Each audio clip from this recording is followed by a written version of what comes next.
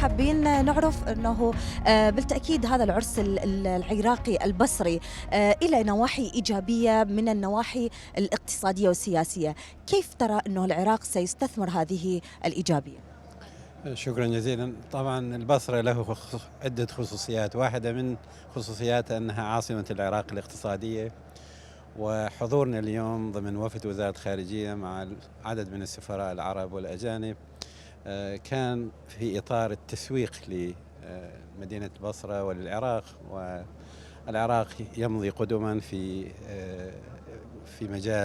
عدة مجالات ويستعيد عافيته، وهناك كما تعرفين أولويات للحكومة الجديدة على رأسها توفير فرص عمل، تحسين خدمات، الوضع الصحي، الكهرباء. هذا العرس البصراوي العراقي بوجود الأشقاء العرب وبهذا الحضور الجماهيري الكبير ساهم، وإن شاء الله يساهم خلال الأيام القادمة في التعريف بهذه التطورات الإيجابية في البصرة وفي العراق عموما، وإن شاء الله تكون له آثار إيجابية في هذه المجالات أيضا إن شاء الله. دوركم كرسالة شنو حابين توجهون للجماهير العراقية البصرية وأيضا من كل المحافظات العراقية بحضور دول الخليج؟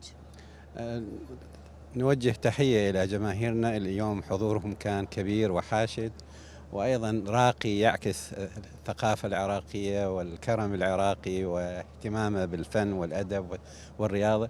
نأمل أن يستمروا بهذه الروح العراقية، هذه الروح المتميزة، وأن يتعاملوا مع أشقائنا الذين حضروا لحضور المباراة بهذه الأخلاق العراقية، وأن يستثمروا هذه الفرص للتعريف بالمدينة عاصمة العراق الاقتصادية وبالتطورات الإيجابية التي حصلت في العراق.